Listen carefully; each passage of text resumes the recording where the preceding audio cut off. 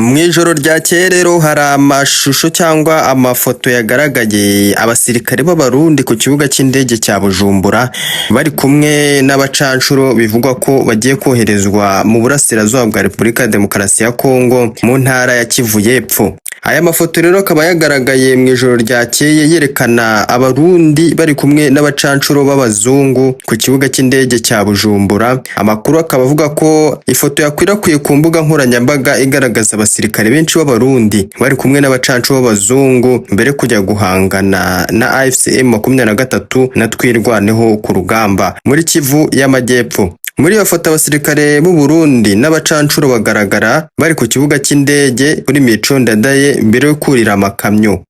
Amakuru ava ku isoko zitandukanye avuga ko abo basirikare bari mu myiteguro yo koherezwa mu misozi miremire ya Kivu y'Amajyepfo kugira ngo bafashe ingabo z'u Burundi ndetse n'iza Repubulika Demokarasi ya Kongo. Abo bacanshuro bakaba baje gutera ingabo mu bitugu, ubwo ni FARDC n'ingabo z'u Burundi mu ntambara bahanganyemo na AFCM 23 na twirwaneho mu bikorwa byo gushaka kwisubiza ibice bigenzurwa n'umutwe wa twirwaneho ndetse na M23. Aya makuru aje akurikira ayo twabagejejeho mu cyumweru cyashize yavugaga ko hari abasirikare b'u Burundi hamwe n'abacanshuro boherejwe mu mujyi wa Baraka, aho ni muri Kivu y'Amajyepfo, banyuze mu kiyaga cya Tanganyika mu rwego rwo gukaza umutekano no kurinda uwo mujyi nyine wa Baraka. Amakuru aturuka mu masoko ya gisirikare avuga ko ingabo za FARDC zifatanyije n'iz'u Burundi ndetse n'imitwe ishyigikiye ingabo za Kongo nyine zishobora kugaba igitero ku bice birimo .0. Iyi .0 niyo baherutse kwamburwa mu byumweru bibiri bishize muri Minembwe, aho twirwaneho ifite ibirindiro bikomeye.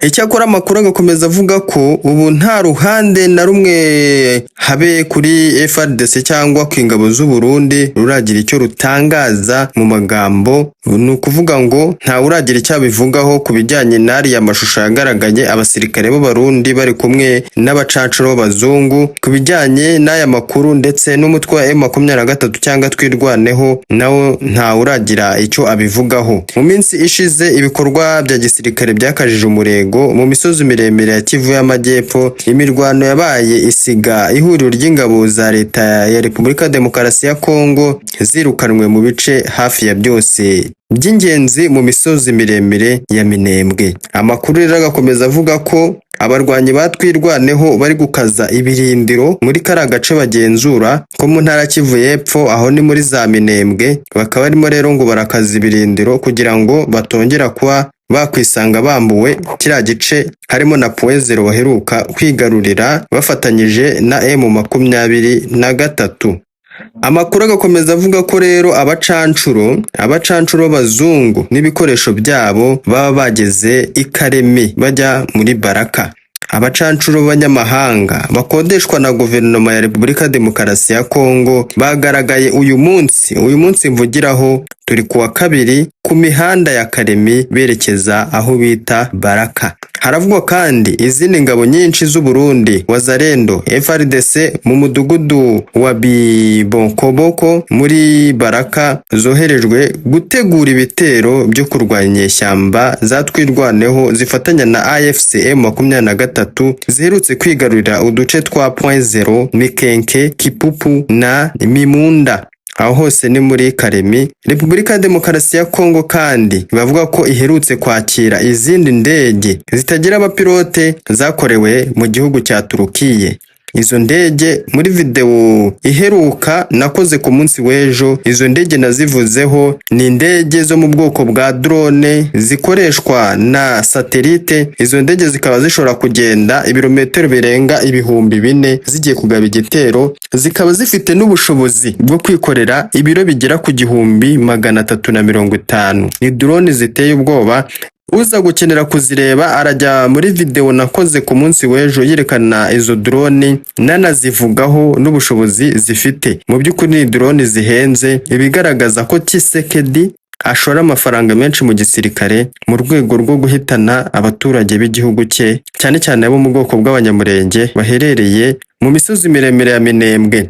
Kugira ngo zikomeze rero izo drone gushyira ingabo za Kongo zirwanya abarwanyi batwirwaneho mu misozi miremire yo muri Kivu y'Amajyepfo. Amakuru agakomeza avuga ko ni nyuma y'uko izi ngabo ziherutse gukubitwa inshuro muri Minembwe na Point Zero ndetse zigasiga intwaro nyinshi n'amasasu mu maboko y'abarwanyi batwirwaneho. Abarwanyi rero cyangwa abasirikare ba Repubulika Demokarasi ya Kongo bazwiho ko iyo batsinzwe urugamba basiga ibirwanisho byabo byose, bata ibyo bari bafite byose bakirukanka. Ibyo bigaha imbaraga aba barwanyi byo guhita nabo babyongera ku byo bafite nyine, ubundi bagakarushaho nabo gukomera kurushaho. Muri make nyine abasirikare ba Repubulika Demokarasi ya Kongo bafashe imitwe ibarwanya gukomera kurushaho. Ni ukuvuga ngo AFC M23 igutsinze ugayisigira ibikoresho urimo urayifasha ahubwo gukomera.